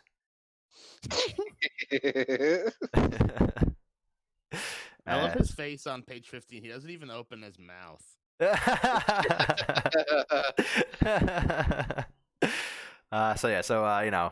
Django obviously kicks them away and tells Zoro that it is too late. But Zoro says, "Oh yeah," question mark. Not just like not like Kool-Aid guy. Oh yeah, like a oh yeah, And he chops down this tree, which gives Usopp a line of sight. But we actually go back to Luffy and Kuro, and Luffy is still wrapped around him, and Kuro cannot get free. And now the Black Cat Pirates are rooting for Luffy, who I wanted to use this next picture of Luffy stretching his head backwards to them with a dunce cap on it. I thought that would be really funny, but like on his chin. Yeah, exactly. I was like, maybe I could put it underneath him, or maybe I'll just put it on his chin. I thought that would be funny. Or as this guy's bulging eyes. Yeah. That would have been good. So yeah, he stretches his head back and yells that he doesn't need their cheers, and then he's gonna beat them up. He's gonna beat them up too. And right before he finishes Kuro off, we go back to Usopp using his special technique, the Kyaku Boshi, the gunpowder star, and taking out Django. There it is, Jesse. There it is. And we also go back. I don't know. Is this supposed to be a? Oh no. A double spread? Oh I no. don't think so. Oh man, I have just completely fucked up my layout. Well, it's not a double spread if that's what you were gonna ask. No. Oh wait, yeah, it is. I think it is. No, it's 2 separate pages. No, definitely not. No, wait, I have it as a double spread right now. I didn't It's at first. It's not like it's not like lined up with each other. Right, but I think this is what this is supposed to be. You're supposed to see both of them hitting their attacks on this. When you open up Right. this page, on both Right. pages, it should look like this, right? Right. Okay. But yeah, it's not like it's a congruent double panel. That's for sure. Right. So yeah, so he For uses whom the bell tolls. right. Dude, I fucking love this. I love the bell, man. The Gamu Gamu no Bell. Always a Dude. headbutt. It's very cool. Everyone loves it. And we get this, we end this chapter with a little drawing of, I guess it's a little girl wearing knight's armor. Alright, chapter 40. Chapter 40. We get a funny little cover story that continues with Buggy's adventure. And Buggy laid a trap that he thinks the giant rooster was going to fall into, but the giant rooster obviously sees it. And Go ahead. I like the little top knot the rooster has. Yeah, me too. He looks like Abaddon from Warhammer 40K. Yeah, I don't know that character, but yes. Come on, I'll send you a picture Oh, Maron. All right. of it. Speaking of 40K, Dark Tide looks really good. I'm excited for it. Dude, yes, man. That's gonna be so fucking cool. People have been asking for that shit for so long. I'm down to play. Yes, you're telling me you're giving me Vermintide, but set in the 40K world? Okay. Yeah. Thank you. Thank Certainly. Yeah, that and Warhammer 3. Super excited for that. Dude, I'm glad. Warhammer 2 was fucking amazing. Yeah, Warhammer 2 was a lot of fun. Very excited to play the third one. Alright, so back to the story. Luffy seems to have beaten Kuro at this point. Looks pretty down and out. And I don't know if this is the first time we get his full name, but Luffy is asked, who are you? And he says Monkey D. Luffy. I don't know if he says Monkey D. Luffy prior to this. I honestly don't remember. He might have. It might have been said in Romance Dawn, maybe. Like the full name, you're saying. Full name, not just Luffy. Like the monkey and the D. I feel like I would have mentioned that because the D is important, right? Mm-hmm. Yeah. All right, so we get his full name. Go I ahead. actually started having this really stupid thought where I was like, wait, is D like the first name? Because you know how it's like Monkey is his family name, right? Because it's flipped around. Like in Japanese, the family name comes first, Right. then the given name is second. And Right. then I was like, so wait, like wouldn't the middle name be at the end, not in the middle still? But then I was like, nah, man, like I'm overthinking it. The D is the middle initial, right? Yeah, yeah, I think you're overthinking it. But you know what I'm saying, Yeah, right? of course. Yeah, of course. Definitely know what you're saying, but I think you're overthinking it. Yeah. And of course, as Luffy does, he says he's going to be the Pirate King. He's going to be the Pirate King. Cool song. Yeah, you like that? Yeah, that was sweet. You should record that. It's already been done. You fucking dummy. It's already been done. How many hits do you have? I didn't do it. 4 kids did it. Oh. And I'm Got sure me over here admitting how cool 4 kids is. Unfortunately, it's not my fault you're a dummy. King dummy. King dummy. Nice. Yeah, I also wrote my notes. He says he's going to be the Pirate King, which is funny when you think about it, because he also has Soul King and Soga King on his crew. Just a bunch of kings, man. A bunch of kings. Okay, so in typical fashion, the people he told that he was going to be Pirate King to call him crazy. You know, is this guy crazy? And he throws Kuro at them, and they don't. They just leave him, I guess. They just leave Kuro on the ground there, and they run away. And Luffy, after I guess losing some blood and his fight, passes out. But Nami was there to catch him. Pretty cool. And Nami, Pretty good. Thanks, Nami. yeah, good way to pay attention there, Nami. Nami, asks, why were you so mad earlier? And Luffy says, I don't like them, they're wrong. Which, obviously is about the way that you treat, what a pirate is and what a captain is and how a captain should treat his crew. But Nami doesn't really understand what he's saying. But I think that's because she was too busy stealing treasure from the Black Cat Pirates. And Luffy finishes with, I want meat, which, makes sense. He's like Goku, If all the meat in the world looked like that, my goodness. Right. I'd want to eat all the... Right. So page 8, Zoro is walking away from a defeated Django. And Usopp asks the Veggie crew to keep all of this from the villagers. But Kaya and the kids say that, they should tell the villagers so that they clear up the misunderstanding. But Usopp says, they would just call him a liar, which I don't think they would. I think they'd believe him, especially if Kaya and the Veggie crew were vouching for him. And obviously if they showed them what had happened. But, mainly Usopp says, he doesn't want to frighten them for no reason. Like, the problem's already solved. We don't need to scare everybody in the village. Mhm. I can get behind that. Right. Yeah. So Veggie crew and Kaya agree to keep everything a secret for Usopp. And I wrote, I love these next two pages 11 and 12.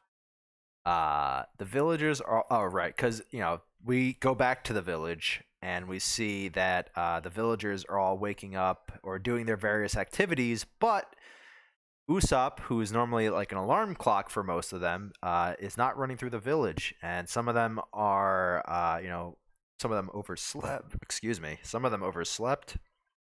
Excuse me. Very burpy.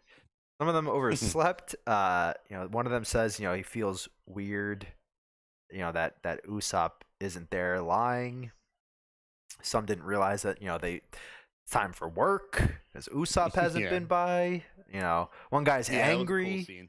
Yeah, one guy's angry. He yells, were we too harsh? Blah, blah, blah. So we get a bunch of these. And the Veggie crew, obviously this all happened before everyone woke up, and the Veggie crew's dirty, and all their parents are mad at them for various reasons. All right, so Usopp, yeah, it's pretty cute. We go back to Usopp, and he's met up with the crew, and he thanks them for saving the village, and but they all say it's thanks to Usopp because if he hadn't tried to do anything, then they wouldn't have done anything. And Nami is just happy to get some treasure. Usopp also says he's come to a decision, which wonder what that could mean. Kaya tells Mary, about the secret, make sure we keep everything a secret. And she also asks him for a favor, which I wonder what that could be. Right, a bunch of hmms. So Usopp, yeah, color me intrigued. Usopp meets his crew in a field and tells them, that they fought bravely against the pirates. He says, they formed this crew 5 years ago. But he's decided to go out to sea alone and become a real pirate. What were they, like fucking 3 years old?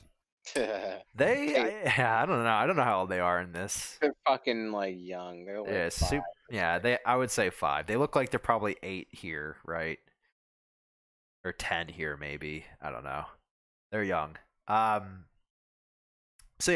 Usopp tells him he's going to go out to sea and become a real pirate on page 16. And the crew is a bit shocked. Usopp says, after seeing the Straw Hats, he decided to leave the village. And they ask him if he's lying, but he's serious. And we get some flashbacks of them through this conversation of like when they first met in the field and like how young they looked and whatnot. And they beg him not to leave. But Usopp continues talking about, this is where we first met, and Pepper yells, he doesn't want to hear this story, and we get some flashbacks of his crew when they first met, and Usopp asks them all, what are your life's ambitions? And Carrot says he wants to own a bar, Pepper says he wants to become a master carpenter, and Onion says he wants to become a writer. And Usopp is tearful. And on page 9, oh yeah, this is what I wanted to use it for. There we go. That'll look good. Pages 19 and 20. That is a full spread. Usopp sadly says, the Usopp pirate group is disbanded. And I'm not gonna lie, got a bit teared up reading this. Did you look like Tom and Neggy? Yeah, yeah, for sure. No, I'm more of a Pepper guy. I like eating my tears and my boogers. I was gonna say I'm the middle one. Now you're Carrot. Aw. Damn it. Yes. Well, it's your podcast, so. Yeah, sorry, kiddo. Oda loves drawing these crazy crying faces. He definitely does. Yeah, he does. But it works. It really. I know it's super unrealistic, but damn, do I get fucking tearful with some of these fucking scenes. So yeah, okay. So last chapter for today.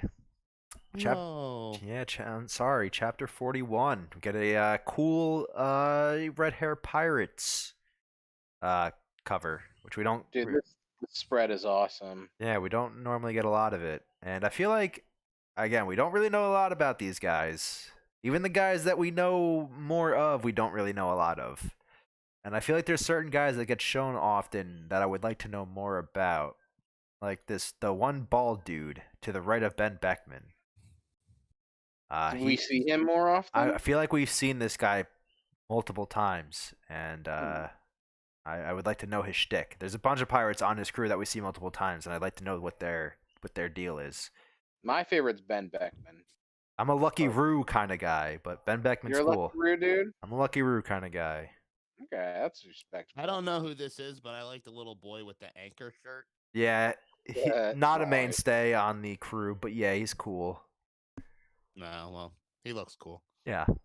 Alrighty. Also, the way this chapter starts is fucking ridiculous. Yeah, Yeah. because Luffy's eating the fish bones.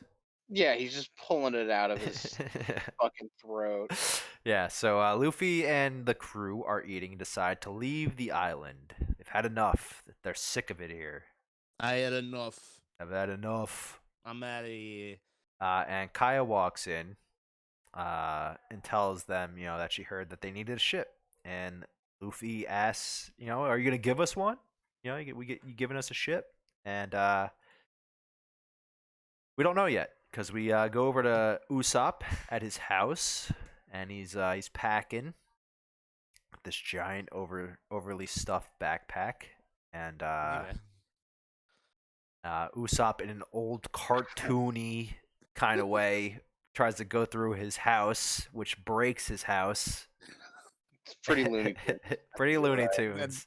And then breaks up the forest. Yeah, and rolls all the way down to the forest and nearly kills himself and his nose in the process. He snapped it. It literally. My nose is dead. So yeah, that's always great. And on page 8, we finally get to see our first ship, the Going Merry. It is a Carvel, or a Caravel, sorry, not a Carvel. That's an ice cream brand. I'm moving his face at the bottom there right now. That's a really good picture of his face. But yeah, we get the Going Merry. It was Mary's ship, I believe. He designed it himself. Yeah, it looks just like him. Right. I mean, it's named after him. So, and we get a little translator's note. Tells us a bit about a caravel. And a caravel is any of several types of small, light sailing ships, especially one with 2 or 3 masts and Latin sails used by the Spanish and Portuguese in the 15th and 16th centuries. Pretty cool. Thanks, translator. Thanks for that. Thanks, Death Bunny. Yeah, thank you. So Mary tries explaining to Luffy, how to steer the ship, and Nami says, "Don't waste your time telling Luffy." So again, this man just can't stop rolling. Usopp comes rolling down the slope, out of nowhere, out of control, and to stop him, Luffy and Zoro kick him in the face, pretty much. Yeah. It's honestly kind of impressive. With his nose in the middle. Yeah, in the middle of their feet. Very, very, very good. Usopp tells Kaya, he is also setting sail on his own adventure. And I wrote, foreshadowing, Usopp tells Kaya he's going to come back with more unbelievable stories. I think I wrote that because if someone came back with the stories that Usopp had, I would not believe them either. But yeah, they definitely will have some very cool stories to tell Kai when he comes back. Just grab a sip of water here, boys. The translator here on page 12 kind of missed some of the Japanese words on the very first panel. I was looking at it and I was like, what the hell is going on? Then I was like, oh, he totally just missed that. Yeah. I've never seen that before. Well, it happens, for sure. Yeah, it shouldn't, okay? Yeah. Bit sloppy, you could say. So Usopp tells Kai, he's gonna come back with more unbelievable stories, and Usopp tells Luffy safe travels, and hopefully they will run into each other again. But Luffy asks why, and Usopp says, "Sheesh, you're cold-hearted." But Zoro says, "What are you talking about? Get on the ship." And Luffy says, "You're already our companion, aren't you?" And Usopp goes, I'm the captain, right? It's great. Pretty great moment. Yeah. I don't think that other boat would have supported all his luggage anyway. No, probably not. So also in the distance, the Veggie crew is watching them take off and remarks that they feel safer with Usopp joining that crew.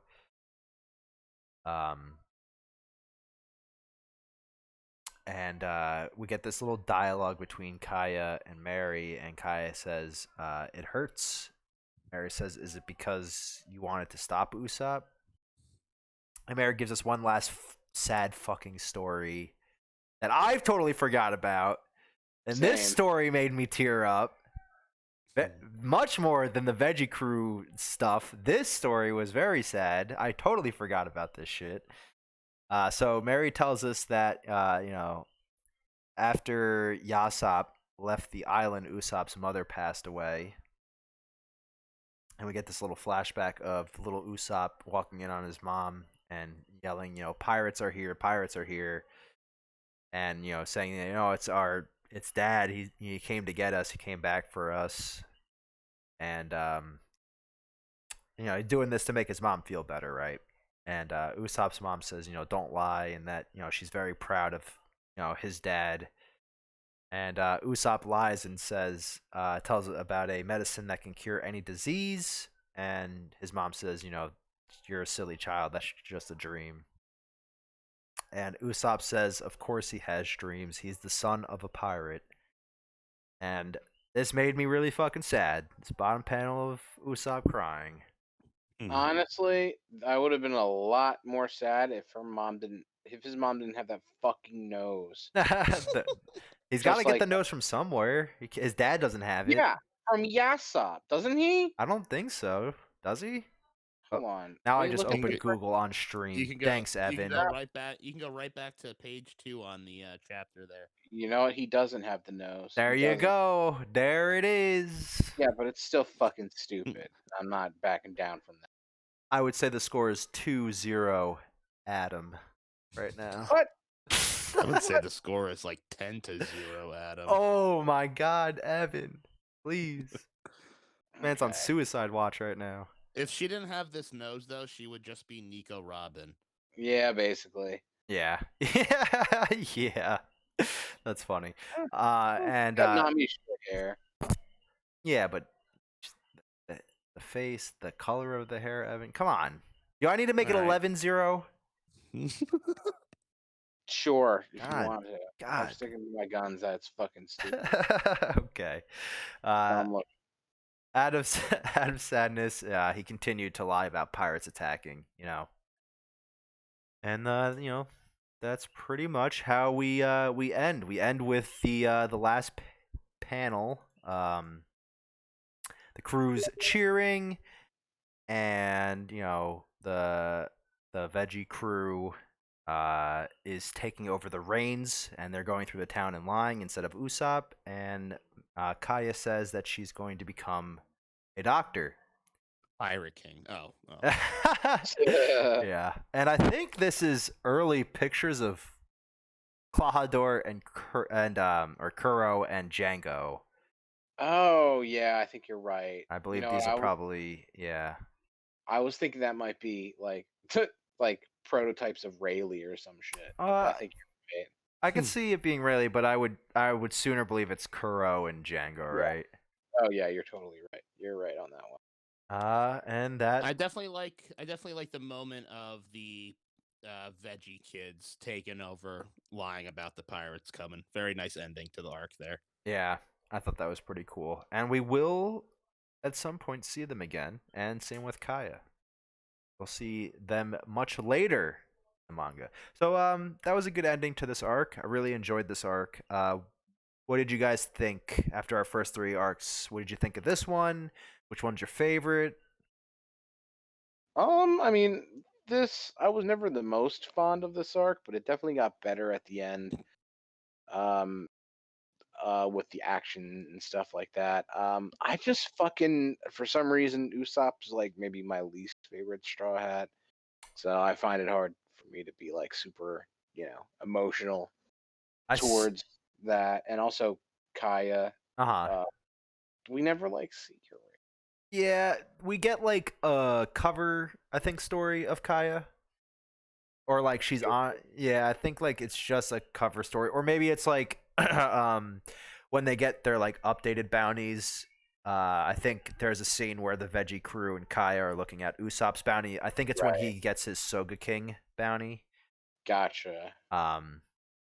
Yeah, I'm like 99% sure that's when he gets his Soga King bounty.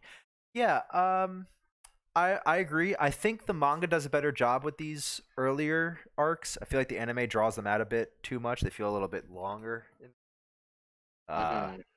Yeah, this was a good one. Out of the first 3, maybe Orange Town's my favorite.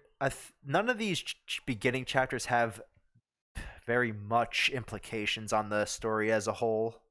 So the next chapter, the next arc we're gonna do, which we will is going to be the Baratier arc, is going to have some not major implications, but more world building stuff in it. Yeah, that arc is going to be quite the step up from this one, I think. Right. I would say that arc and the arc after that are the best 2 of like the pre-Grand Line stuff. Yeah, I said this last time. I like the first 20 chapters more than these 20 chapters. But still fun. And yeah, the next arc is going to be really good. I like this one a lot. Me too. I think the Baratier arc is awesome. Arlong Park. Yes, that's the goody stuff. And that one's really cool because it has lasting effects into the manga. Yeah. Especially with characters. With all the Fishman stuff, I guess, right? But also, I love all the Nami stuff in that arc. Yeah, I was gonna say all the Nami character development is really. Yeah, I think something that Nami character development, because especially like what we see, how she acts when we get back to that area is much different. I mean, obviously we know why she's doing what she's doing, but the crew doesn't yet. So get a lot more of that. And Oda does a really good job with character development, and it's really hard to not. It's really hard. I don't know if it's really hard for us, but it's not common for us to get a character with backstory that isn't completely fucking sad. So, Mhm. no one has happy backstories except like Luffy, maybe. Maybe. Maybe Luffy's backstory is the Dude, happiest. honestly, I don't want to say too much, but I was reading this fucking fan theory about like how there's even more to Luffy's backstory that we don't even know about. That's fucked up, and I'm just thinking like, it makes sense, and we don't Yeah. know yet. All right. Like we know a little bit of his backstory, but like We don't know. We don't know much about his parents, especially his mom. we didn't even really know about Sabo until Dressrosa. Right. Like that's fucking crazy, you Right. know? Jesse, do That's you so know about far. Sabo? Yeah, I know that he was with Ace and Luffy as kids. I think him die. Right. And Luffy's like dad is there and shit. Right. Yeah. That was pretty close to like where I stopped reading. Okay. So yeah.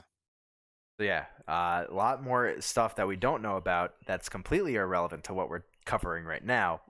But yeah, so yeah, I thought this was a good arc. I thought this was fun. Again, I agree with Evan. The beginning stuff isn't as good as the later stuff because the story develops much better. Early One Piece is a bit more comedy and like just arc focus. I don't want to say like episodic, but arcisodic a bit. You know. I totally get you. It doesn't seem like it's really building up to any huge, like, overarching 1,000 chapter story. Right, because like the later arcs definitely feel like all right, everything's world building and everything has an effect on the world. Like this early stuff kind of doesn't. So I mean, it's still cool. yeah, for It's still sure, good. I love it. Yeah, I loved it. I had a blast. 5 out of 10. Yeah, for sure, 5 out of 10 sounds great. Jesse's just saying that because he hates that we shit all over Dragon Ball. All Also, right, a 5 out of 10 is perfectly average. yeah, Jesse, just because Yeah, someone and tells you loving it's something, small. having a blast is average. Just because you fucking read all your game reviews from IGN, nothing gets below like a 9.5. You have to. Yeah, I wanted at least an 8.7. So next week we're doing Riftcast. Oh, Shit. So we will have a Riftcast episode for all of you folks that enjoyed us just talking about absolutely nothing and everything at the same time. Be excited. Riftcast will be back next week. please look forward to our Riftcast. So We're gonna talk for another 15,000 hours about all the Ernest movies again. Yep. If you are a fan of Jim Varney and the Ernest Goes to Film World film series, then strap in. We're going to be doing live commentary on all of them. We are bringing the corpse of Jim Varney on the show for that episode. Man, you have no idea what we do for you guys. Seriously. But that's it for us. Bing, baby. That's it for us. Mangaki no Tsukai, thank you for listening to another episode, and we hope to see you back next week. Take care, everybody. Bye, everyone. Thank you so much.